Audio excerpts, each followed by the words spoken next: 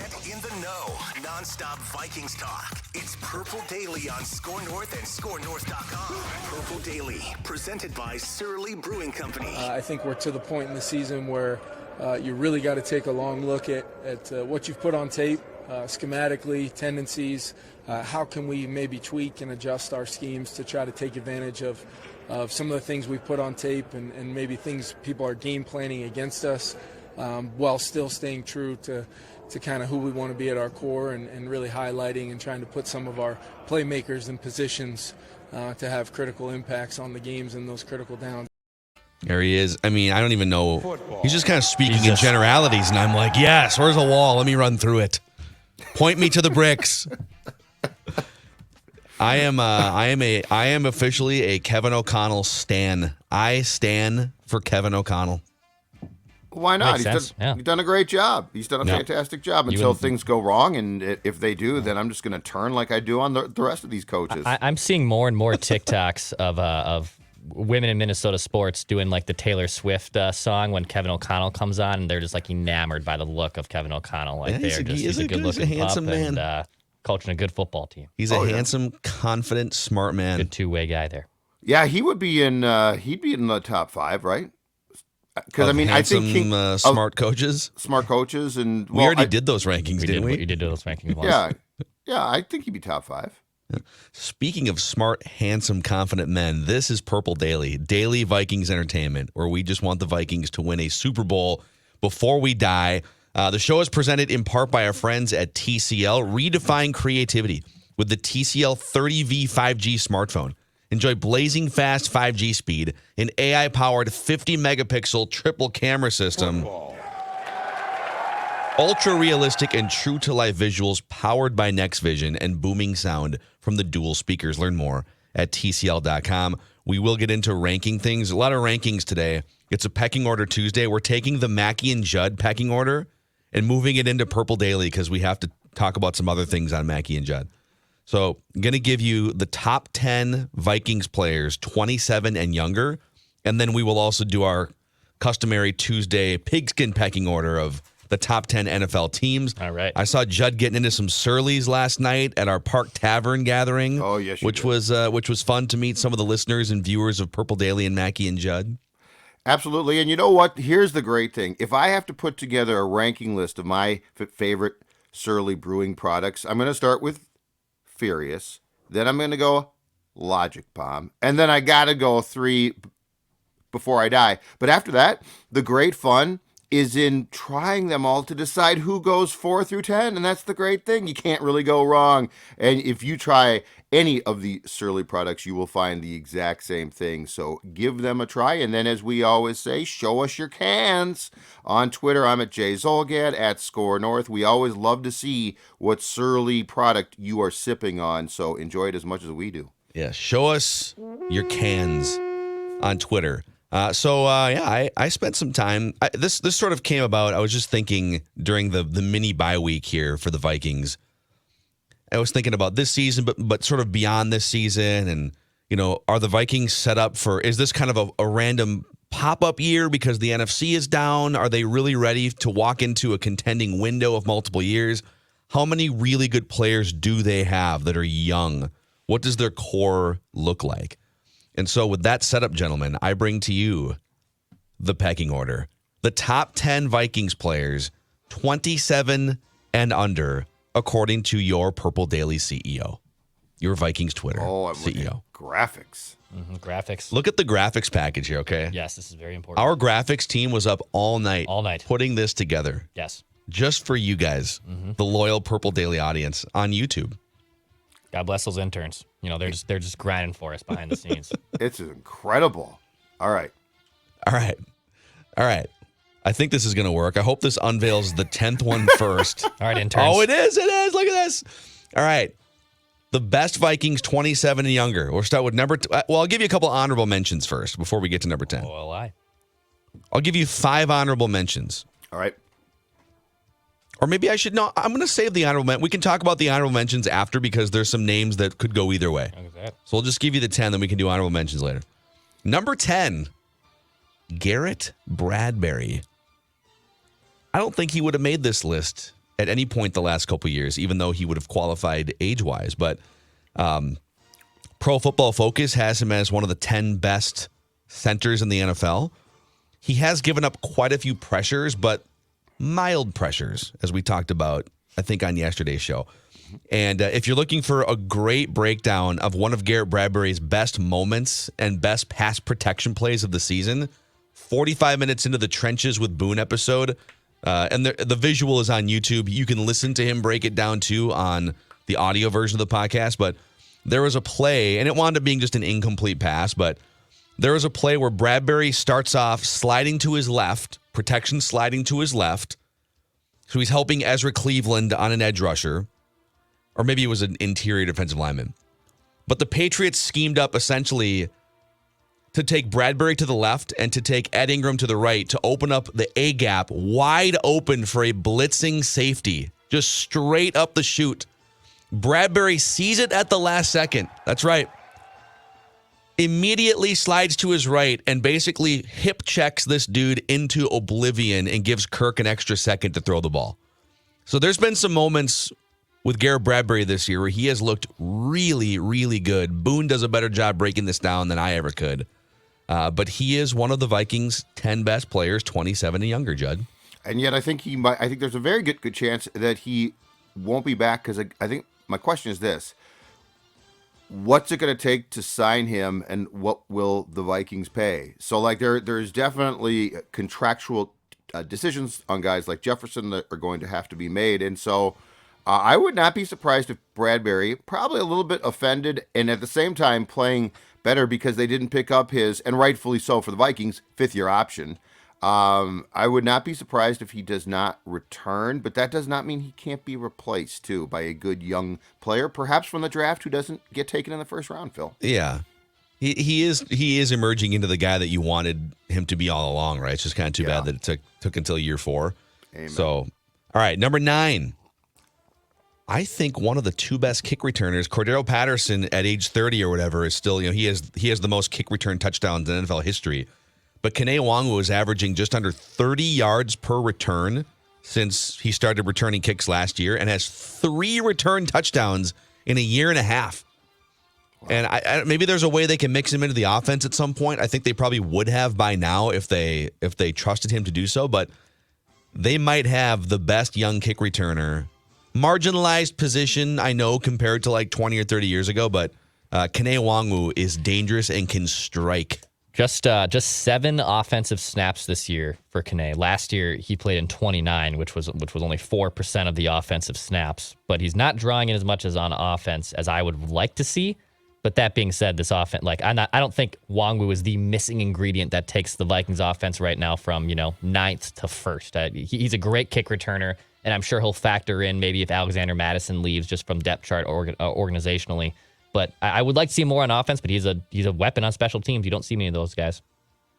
I think that, so previously last year, I was perplexed because I thought that this guy had some ability to contribute, and they used him a little bit. I guess I'm willing to defer to O'Connell more, though, and say, okay, if Kevin O'Connell doesn't see a role for a guy like this, who I thought, when he was drafted, could be a Chiefs-like player, I trust it more. And so, yeah, I mean, his main role might be to return kicks. That's it. But if you can house them occasionally, not a bad thing. So, yeah. I think he has probably found a role. And if you go back, I don't remember exactly what his role at Iowa State was offensively. Mostly a backup pass-catching running back. So, you know what? Guess what? Dude can take 2 kicks home per season for a touchdown. It's not a bad place to be. My guess is at some point, especially if you're going to justify a contract extension for him, in 2 years or whatever, once Dalvin Cook is off the roster and it's a little bit more wide open because right now it's like you're just feeding Dalvin Cook 80 to 90% of your running back offensive snaps. So once he's gone, and that could actually be this offseason, does it open up now? Okay, year 3, Nwangwu's not going to start or get like 20 carries, but he's going to get 5 touches now, and they're going to have a full year to integrate him in. I could see in the future at some point him having some sort of package designed for him. All right, number 8, best Vikings players, 27 and younger, Cam Dantzler. Ooh, Currently okay. on injured reserve. Just a good, solid starting cornerback. He's shown signs of being maybe something more than this. But he is, I would say, an above average starting cornerback, and he's very young. He's like 23 or 20. I think he's 24 maybe. Mm-hmm. So premium position and a quality young player under team control. 100%. He has been missed. I Yes. think we have grown to appreciate Cam Dantzler more with him absent. Because these guys are hard to find. And yes, he is a solid player. He's not a star yet. But to your point about his age, Phil, he very well might be or is ascending too. So yes, I actually thought with how you had talked about Dantzler previously that you might have him higher on this list. But yeah, if you're building something, Cam Dantzler can definitely be part of that. Him not being higher on the list is not as much of an indictment on him as it is, as you'll see the rest of the list, a compliment to the Vikings stash of young players. I think his stock has fallen a little bit too since the beginning of the season. He hasn't been quite as good as last year, but he's solid. He's solid. He's not a train wreck. You're not looking to necessarily move off of him. Number 7, Harrison Phillips, defensive tackle. Kind of just a nondescript job too, because he's not a pass rusher necessarily. He's there to sort of take up space, maybe get some hurries once in a while. So you're not going to see him flash as much as some of the other players. But he, according to Pro Football Focus, has been one of the handful of best defensive players on the team so far this year. And, he'll get you a couple pressures a game or so from his spot. Just a good, solid young player that doesn't break the bank, that you can rely on for the next probably small handful of years for sure. He's the fire hydrant, right? He's the fire hydrant, as he called himself. He has to do the dirty things, and sometimes he gets bleeped on. Sometimes for the betterment of everyone else. I think it's a little high. I probably would have Dantzler above him, and I know we're going to break down the list when we see it through one. He certainly is not the sexiest player, but to your point, he's a very, very solid role player. And sometimes I think we take nose tackles, defensive tackles for granted because they aren't the flashy players that do all the fun things. Mm-hmm. And plus, he's a hoss. I love that word. Football. He is a hoss, right? Like, that's the definition. Speaking of hosses, number 6 on this list, yeah. a former second-round draft pick, Ezra Cleveland. Mm-hmm. So he has, again, is he the best offensive lineman on the team? Not necessarily, but he has grown in now. What is he, in his 3rd year? He has grown into just being a good, solid, reliable left guard. And they've gone through both left and right guard countless players over the last 7 years or so. Basically, since Steve Hutchinson retired, or did he retire from the Vikings, or did he go play somewhere else? No, he went and played for the Titans. Okay, that's right. So basically, like the last 10 years, they've been searching for more stability at the guard positions. Yep. And I think Ezra Cleveland is living up to his second-round draft status. Just he is a guy you can plug in for the next handful of years reliably at left guard. And it's funny because when he was taken out of college, he had played left tackle, and we're all like, oh, okay, he's going to play left tackle, and I don't believe he has even had a practice as a Viking at that spot. No, I don't think so. He immediately got moved to guard, right guard, then left guard. But I'm with you. I think Cleveland brings a stability that this franchise at guard was longing for. So yeah, I mean, you might say, well, he's not perfect and he doesn't do this or that, but you know what? He's solid. He's a solid player.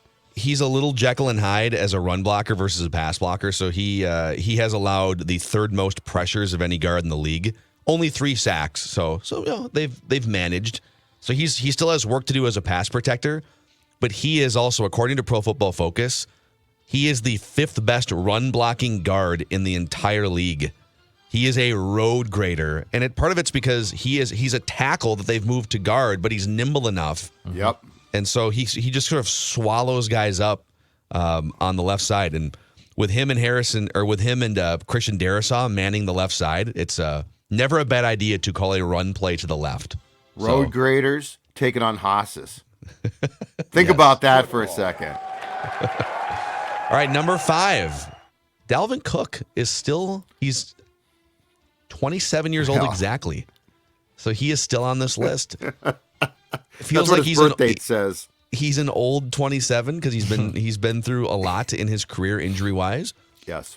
I don't think he is a tier 1 running back anymore, but he is a very, very good player that defenses have to account for. For instance, they didn't really run the ball with any success against the Patriots, but the fact that they were able to just show Dalvin Cook 22 times or whatever it was, the Patriots have to respect it because he could bust an 80-yard run like he did a couple weeks ago.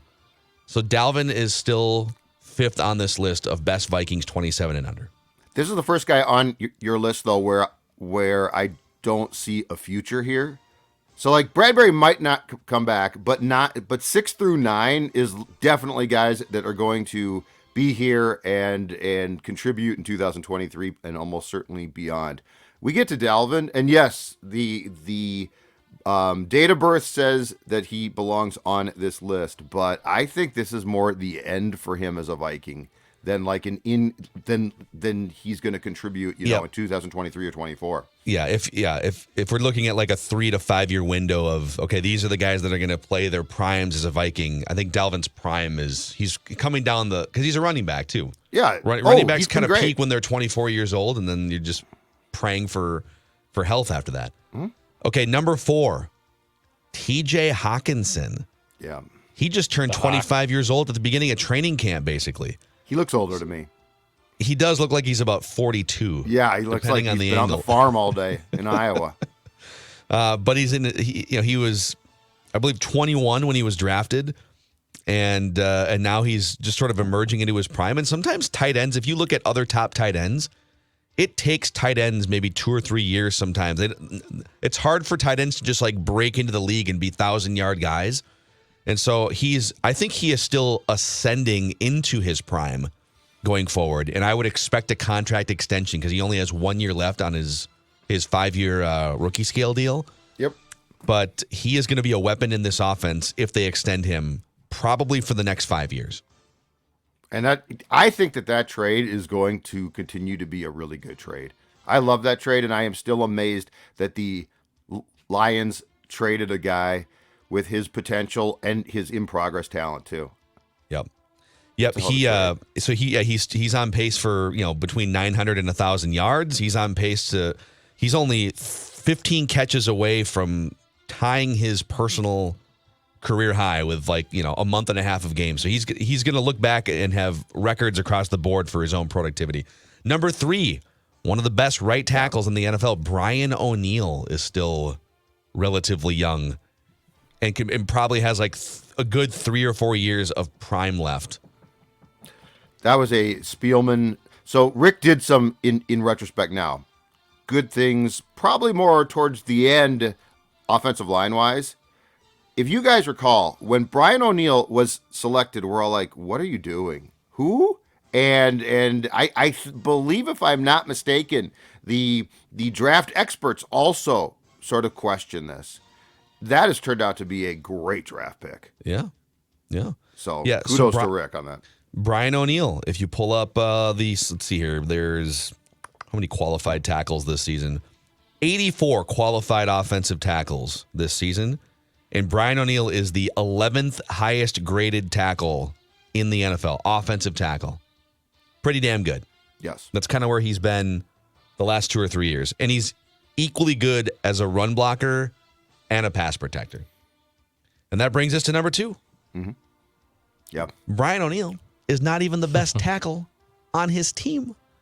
That would be Christian Darrisaw, who is the 2nd highest graded offensive tackle in the NFL this year behind Trent Williams. That's the company that he keeps, according to Pro Football Focus. And if you're just watching at home, how many times this season, aside from the Dallas game where he was clearly not 100%, how many times have you watched a Vikings game this year and thought, ooh, Christian Darrisaw was a little rough on that play? I think I've seen, and I'm not joking, one example of a time I've seen a play and thought, oh, that wasn't great. Yeah. As opposed to the countless times over the previous, 6 years Riley Reif was fine, but he was just kind of he was kind of a guy. He was an average left tackle. This team once employed and tried and thought that TJ Clemmings could play the spot, okay? Like, that's all you need to know about it. Christian Darrisaw and TJ, and God bless TJ, don't even belong in the same league. No.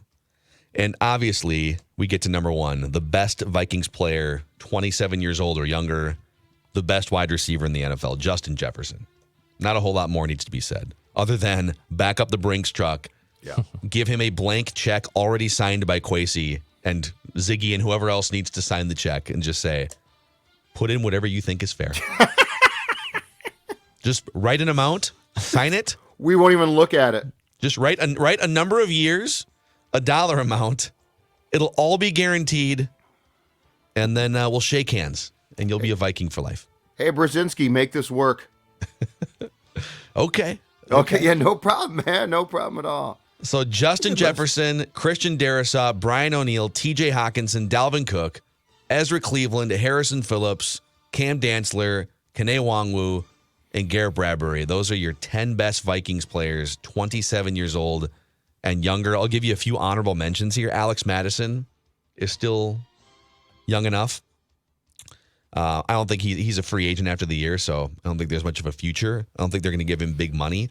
Right. Patrick Jones II doesn't get a ton of playing time, but he has shown some really interesting flashes. Yep.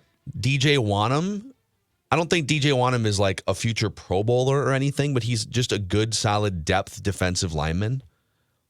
KJ Osborne would have been much higher on this list a year ago. He is not among the 10. And then Ed Ingram should probably be on this list at some point, but he is not playing well this year. So I would like to see Ed Ingram emerge at some point onto this list. But that's a pretty good young group of players right there. You've got your tackles. You've got a couple passing game weapons in Hockenson and Jefferson. Mm-hmm. You got a cornerback in this mix. Not as many defensive players as you probably like, but pass protection and passing game weapons at the top of this list. Young players. And I think it's probably safe to say that 8 of the 10 are back in 2023, right? Bradbury could be gone. Cook could be gone. Beyond that, though, that's a great list. And those top 4 are absolutely solid. Yes. On most teams, if you didn't have a freak at 1, on most teams, Darrisaw would easily be probably atop this list for the majority of teams.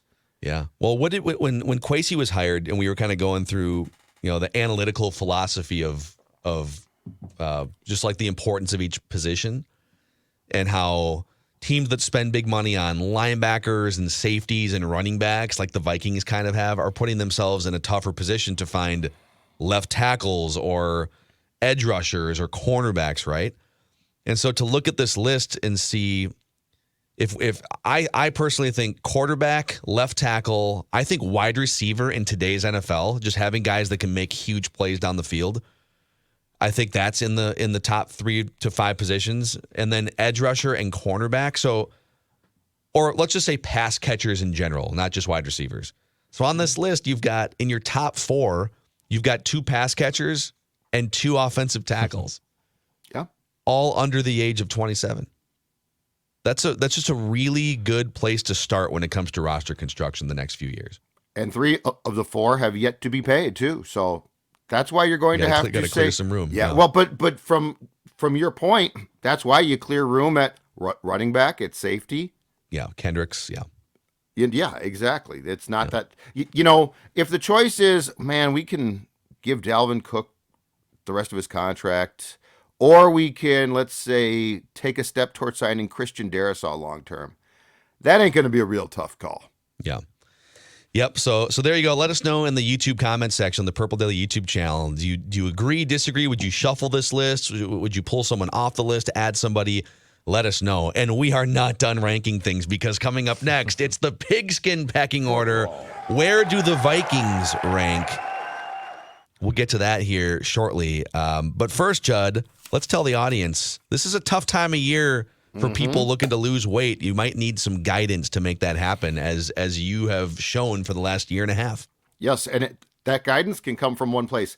My friends at Livia Weight Control Centers, who helped me drop 40 pounds. And more importantly, what they will do then is they will help you keep the weight off. So this is a lifestyle change, and it's a positive one, and it's not a tough one. That's the most important thing. This is not an arduous diet. You know why? Because it's not a diet. Weight control.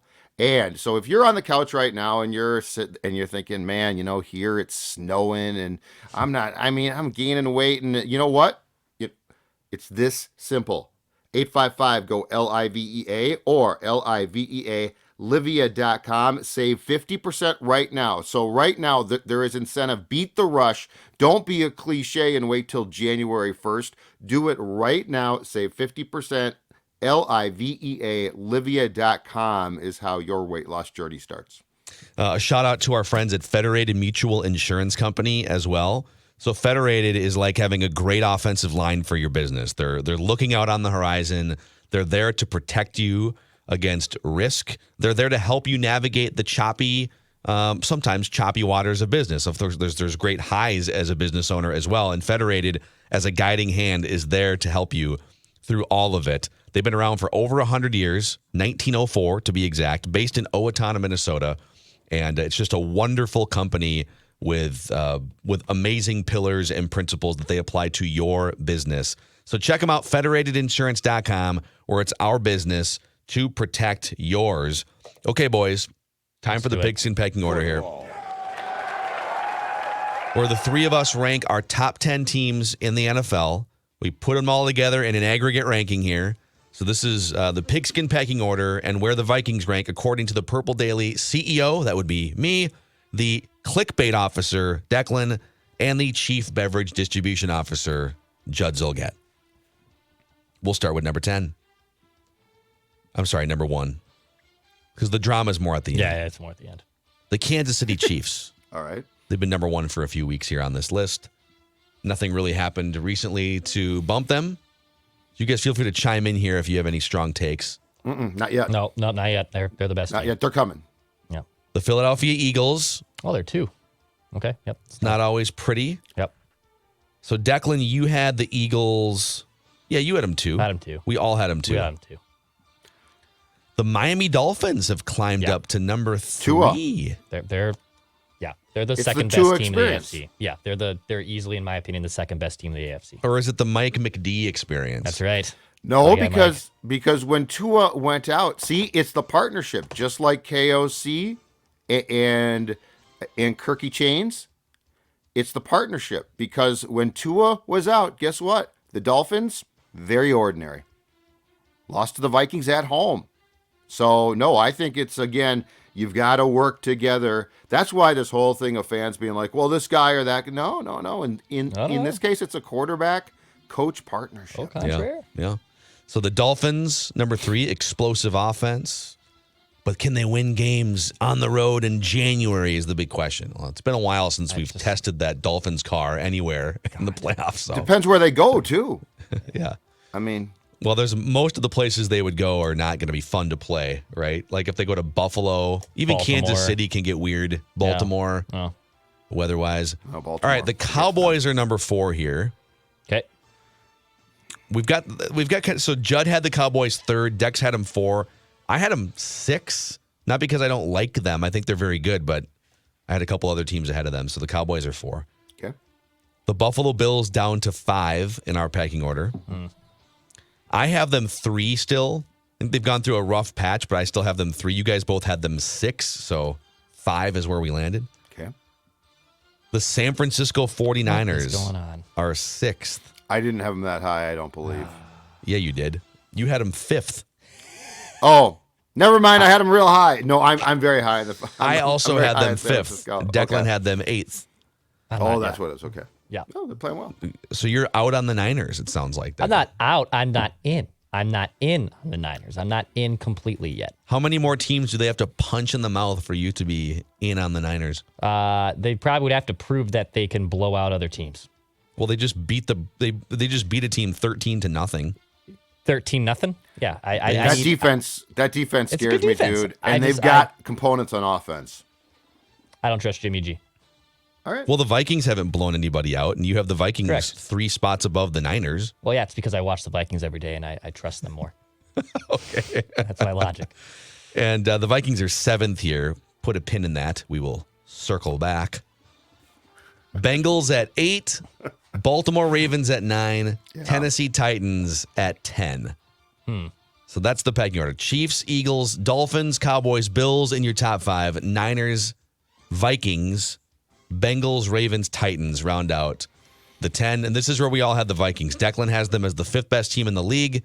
Judd and I both have them as the 7th best team in the league.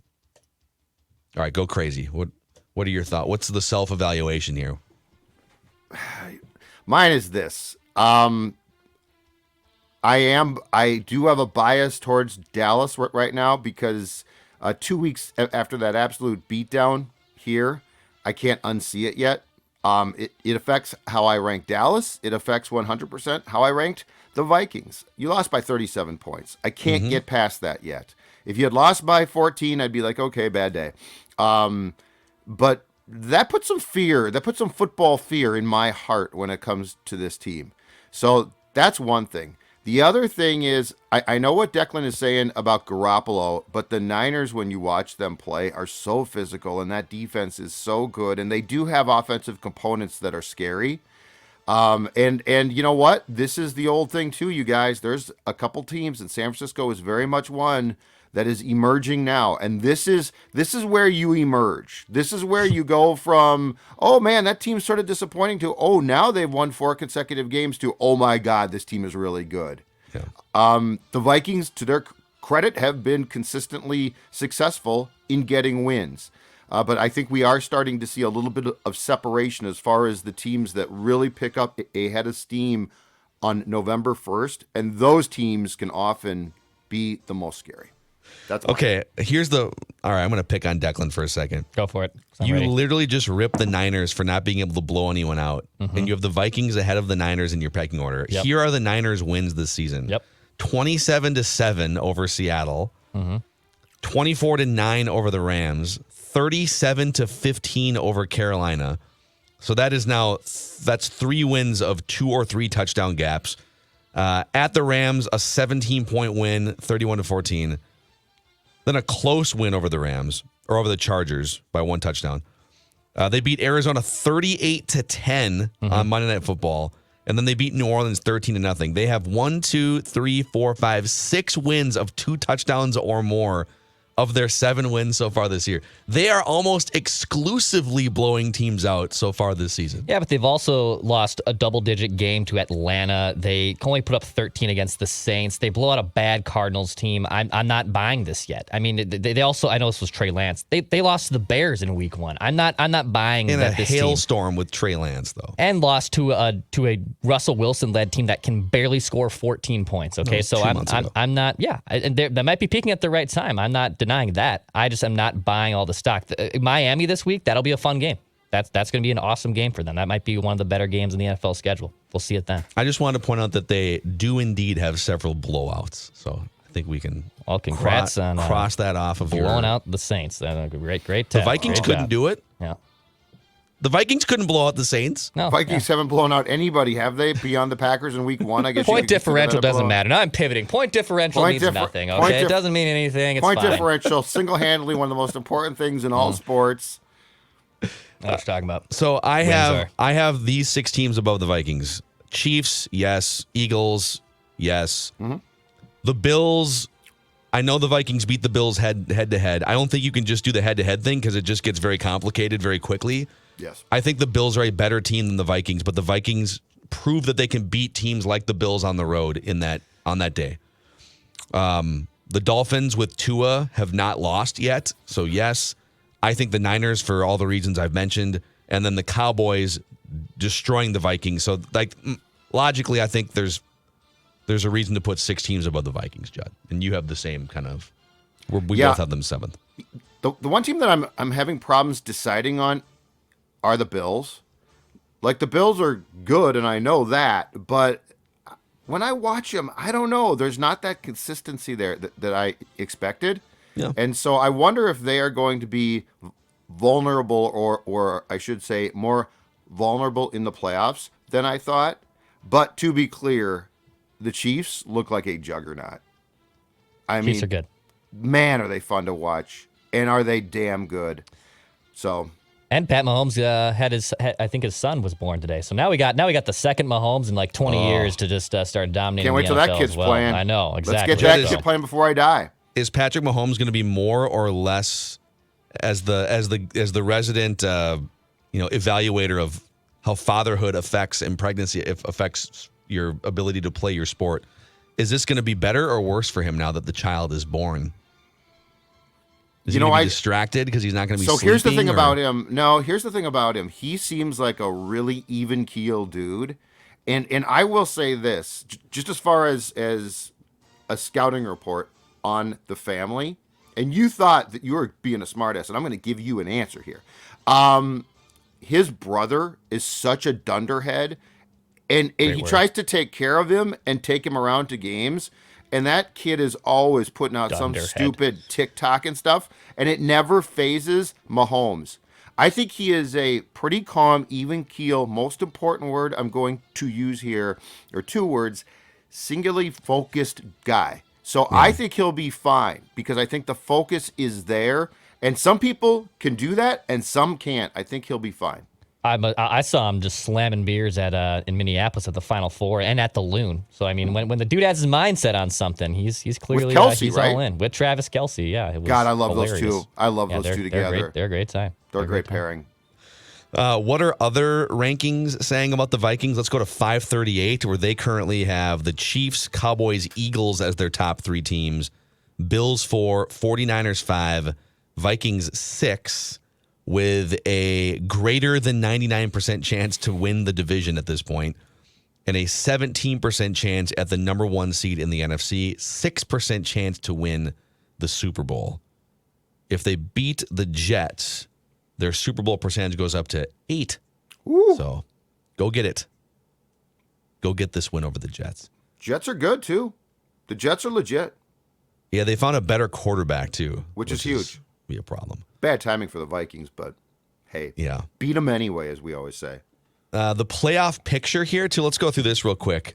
The playoff picture right now, the Vikings would play the Washington Commanders at U.S. Bank Stadium in the wild card round of the postseason. Mm-hmm. The teams that are right behind, so this is really jumbled here.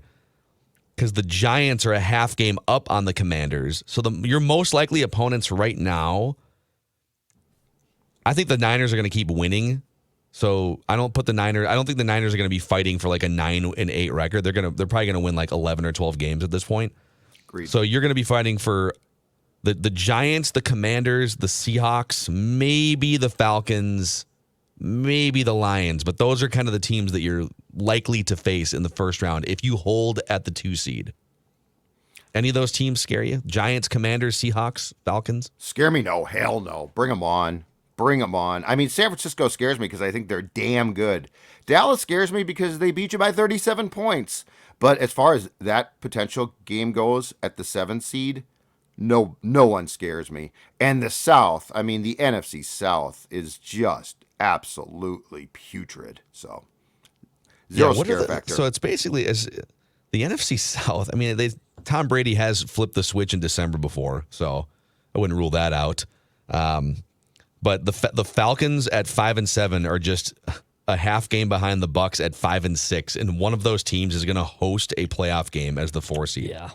Also, the Panthers are not that far behind at 4-8.